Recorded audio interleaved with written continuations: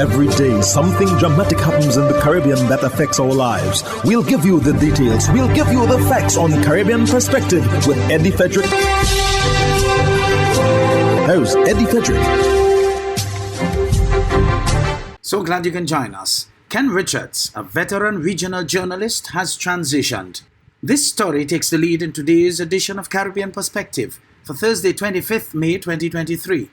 Details when we return. Hubbard's Multi-Department Mount Gay and Hubbard's Tire Bay, located at the Building Supplies Compound in Grand Anse, are reminding the motoring public that another round for licensing and inspection has begun. Just arrived on new shipments of quality furrowed and torque tires to fit all makes and models of vehicles at competitive pricing. Shop early to avoid the hassle of long lines. WhatsApp them on 473-405-5482. Hubbard's, quality service, affordable prices.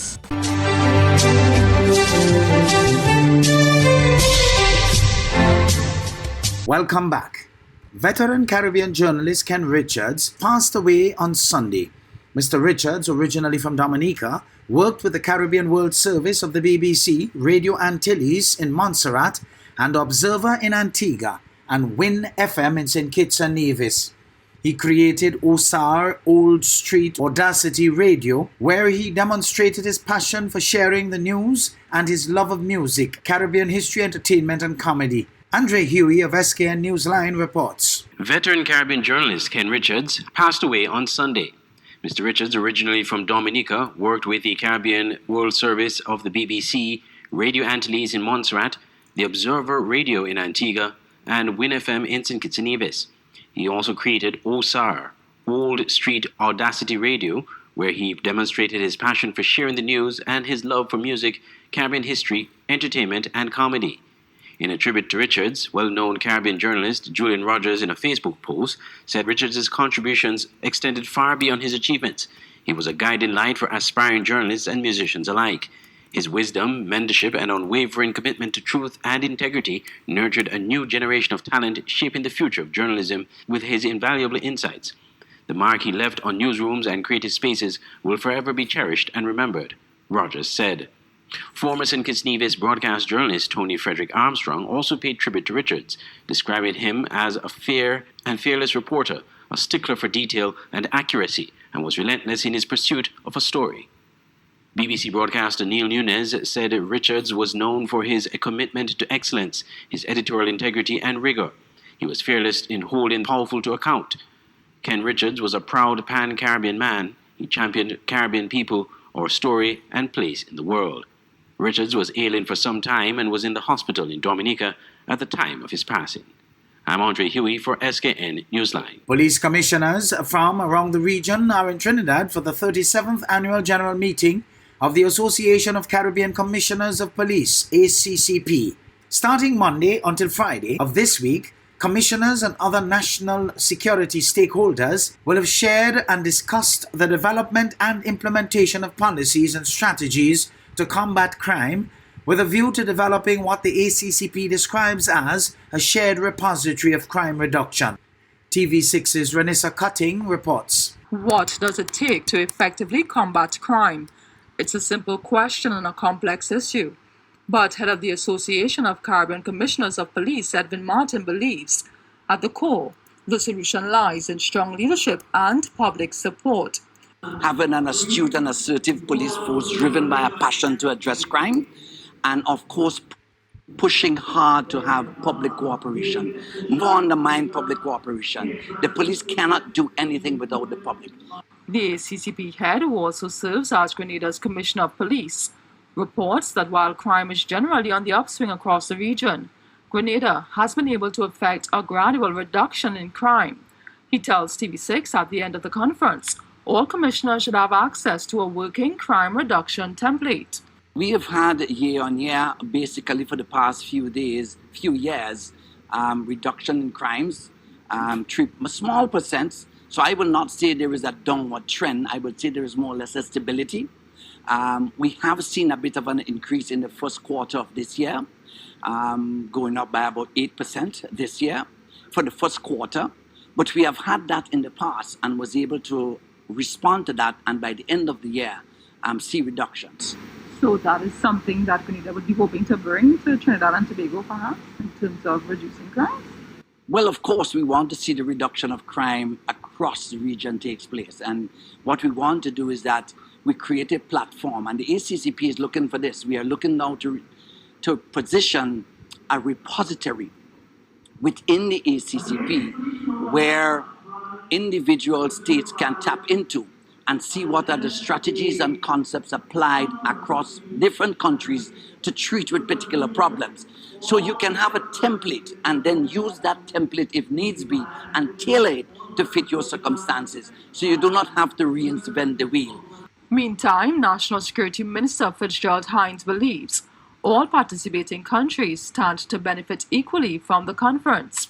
Many countries of our region have surpassed previous murder records already for this year, with 8 of us falling in the top 20 of the world's most dangerous countries based on the high rates of homicides per capita. Every day in CARICOM, roughly 14 people are killed. Given that Trinidad and Tobago has the second highest rate of homicides right after Jamaica in the Caribbean region, do you think that it would be more so persons looking towards us to see what are our views and what are we doing to reduce crime? This is a collaborative conference. All of us in the region, as was settled in the crime symposium held mid-April, right here at the Hyatt, we are all settled in an understanding that we are facing the same afflictions, the same problems, the same threats, and we are working together in order to find resolutions to them. He notes that while some may see these conferences as mere talk shops, many successes have come out of collaborations such as these, including TNT's largest drug bust to date, which occurred last Thursday.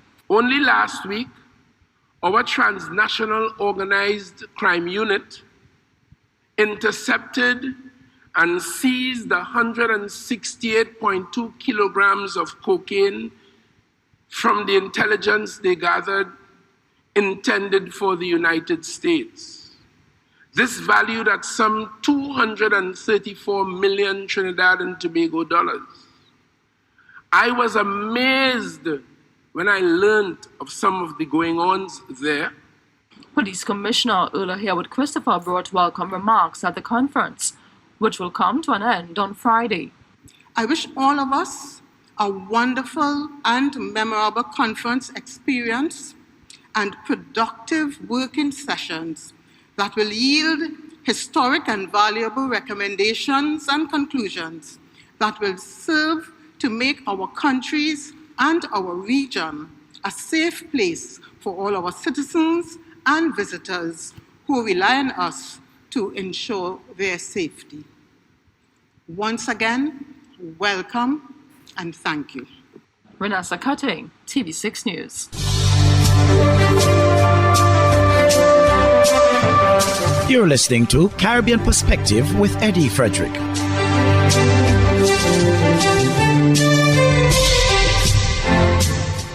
Trinidad and Tobago's Prime Minister Dr. Keith Rowley would have addressed the lower house on Wednesday on a recent Privy Council ruling on the local government extension. Confirmation of this came from Attorney General Reginald Amor, who responded to a question in the Senate on Tuesday. TTT News has more. He said government intends to follow the law in the matter, adding that the Prime Minister will elaborate on the matter. President, let me put out of the question immediately that the government is not perpetuating any illegality. There is no illegality occurring.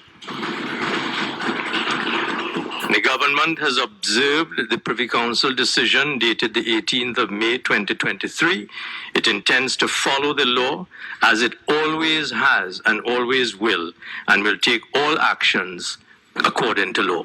AG Amor, meanwhile, said the government was not concerned regarding the validity of the local government councillors. Known doctrine, known as the doctrine, or the de facto officers' doctrine of great vintage, going back to the 1730s, established by, among others, the case of Scadden and Laurent, And that decision establishes that there is validity in the actions of the officers who were duly elected and continue to be duly elected until the decision of the Privy Council. There's no cause for concern. Jamaica's opposition leader Mark Golding says he will provide 80% of his salary increase announced to civil servants and legislators to needy causes. Quote unquote, I did not come into politics to enrich myself, but to serve the people of Jamaica, he said. Earlier this week, Finance Minister Dr. Nigel Clark told Parliament that annual adjustments have been made across the entire administrative leadership level on the public sector in order to attract and retain high-caliber leadership. Prime Minister Andrew Holness, speaking at the ceremony marking the birth anniversary of former Prime Minister Hugh Lawson, said the salary adjustments will allow for greater interest in the political field.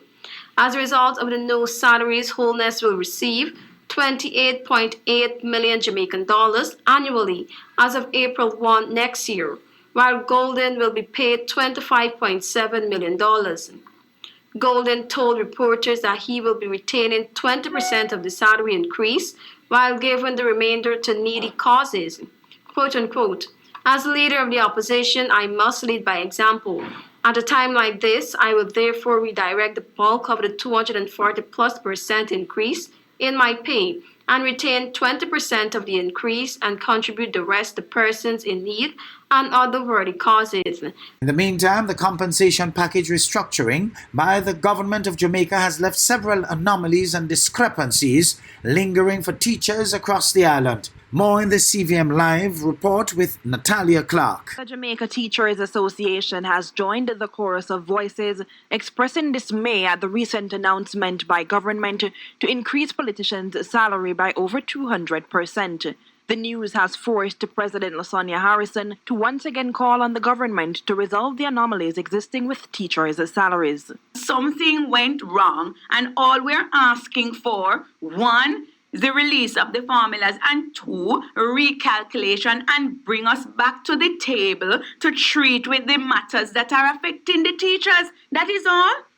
And we have been asking for that from the beginning. That is all we're asking for, nothing less. We can get more, but nothing less. She asserts the union has been unrelenting in demanding the government hold up their end of the bargain and pay teachers what they're owed, as many discrepancies, including the absorption of allowances, remain. She adds the continuous delays are having a negative impact on the emotional, mental, and financial state of members. The insistence of paying the teachers in an atmosphere of haste has resulted in several teachers from then not receiving their fair due, be it small or great. Several discrepancies and anomalies surfaced from the first payment received in March, early April for some persons, and yet there were those teachers who went on the Easter break not having received salaries. Explaining the percentage movement for teachers ranges from 74%, she implores the government to fix these pressing issues before more teachers are forced to seek other employment. Is it that the government is not intending on treating with the anomalies as they said they would in the Memorandum of Understanding? Is it that they are not interested in ensuring that every teacher receives the small amount or great amount due to them? Is it that the government is not concerned about the state of education and the potential impact? Harrison was speaking on Monday at the JTA's headquarters in Kingston. Natalia Clark for CVM Live. Hubbards is once again innovating the way you shop with its new online store, providing 24-hour shopping convenience. You can shop now for appliances, hardware, houseware, building material, and more. Free delivery island-wide. Start shopping now at hubbardshardware.gd. Safe, convenient, reliable.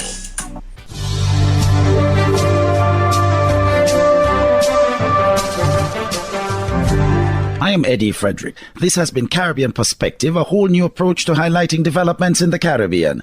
In the meantime, please continue to log on to CaribbeanPerspective.com for more daily news and more.